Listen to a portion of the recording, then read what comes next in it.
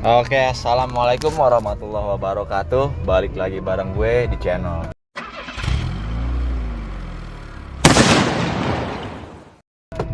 Kali ini gue akan merangkum hasil perjalanan gue menggunakan W202C200 Matic tahun 97 dari Bekasi menuju Salatiga, terus gue ke Temanggung.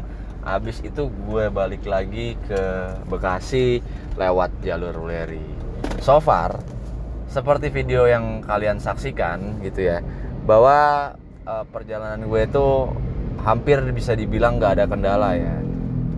Perjalanan gue itu full AC ya kan, terus juga gas juga gue nggak konstan banget. Jadi kalau misalkan jalanannya sepi, terutama di daerah Cipali, Palikanci gitu ya, itu gue bisa memacu kendaraan gue di kecepatan 120 sampai 140 km per jam. Nah, pada saat gue berangkat itu kan gue full tol ya, jadi gue masuk dari tol Tambun, terus gue keluar di tol Salatiga. Itu medan yang gue hadapi itu masuk di kota Semarang, ya kurang lebih tolnya itu ya nanjak-nanjak gitu ya. Nah, jadi saran buat temen-temen yang punya W202 khususnya Matic gitu ya, kalian tuh wajib ngecek kondisi Matic kalian gitu ya. Karena kalau sampai Matic kalian itu nggak sehat, gue jamin pasti susah ya ngelibas tanjakan. Maklum bawaan mobilnya aja itu kan cuma 2000 cc ya. Jadi kalau 2000 cc ya you know lah gimana ininya, apalagi Matic gitu ya.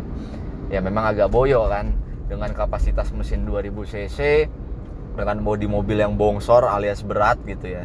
Ya bisa dibilang galaknya cuma di putaran-putaran atas aja. Kalau kalian pada putaran bawah agak boyo kayak gitu. Terus yang kedua, kenapa kok Matic itu, kalau mobil kalian Matic ya, gue ngomongin kalau mobil kalian Matic itu harus sehat. Karena nanti ketika kalian lepas tol gitu, kalian menghadapi medan perbukitan gitu ya, itu apa namanya, kalian juga butuh selap-selip ya. Kalau enggak kalian bakal di belakang truk mulu, karena kan truk juga dia berat ya, jadi jalannya nggak bisa kayak mobil biasa gitu. Nah, itu pentingnya Matic kalian. Sebenarnya Matic kalian sehat gitu ya.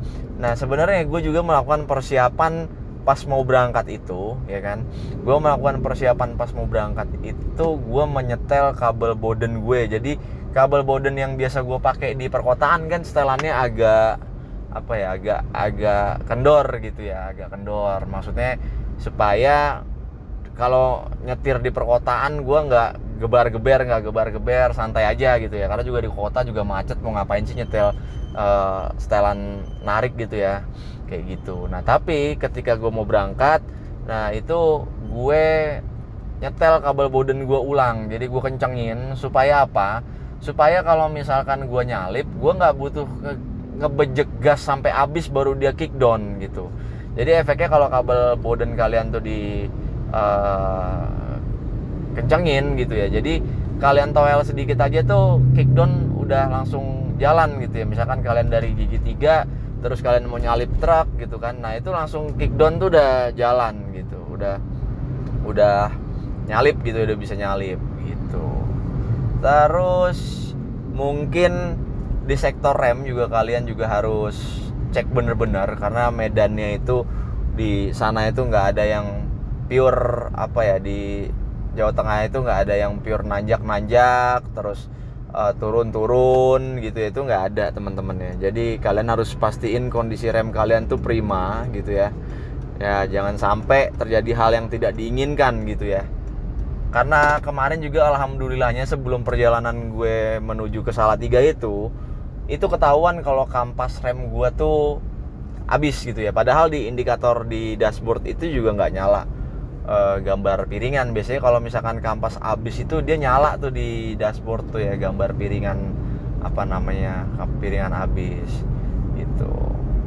Dan gue nggak tahu nih nanti setelah pulang, setelah pemakaian ini kan gue udah mulai kerja lagi ya. Setelah pemakaian dari luar kota itu, apakah mobil ini akan normal atau timbul masalah yang mungkin disebabkan oleh perjalanan kemarin gitu ya, tapi mudah-mudahan sih normal-normal aja ya, karena sampai sore ini gue udah beraktivitas, gue udah pulang kantor, itu masih tetap stabil-stabil aja. Biasanya gue punya pengalaman pulang kampung dengan Toyota Vios 2 tahun yang lalu lah ya, itu gue menghadapi trouble itu alternatornya nggak nyangkut gitu. Jadi kalau di starter cuma bunyi cetak-cetek, pas dicek ternyata itu adalah kerusakan di switch alternator, switch starter gitu ya. Jadi dia nggak mau cetak-cetek. Nah, walhasil gue harus dorong mobil itu sampai nyala, dan gue nggak bisa matiin mobil itu ketika gue berada di rest area. Nah, beda sama gue pakai W202 ini bener-bener nggak ada kendala,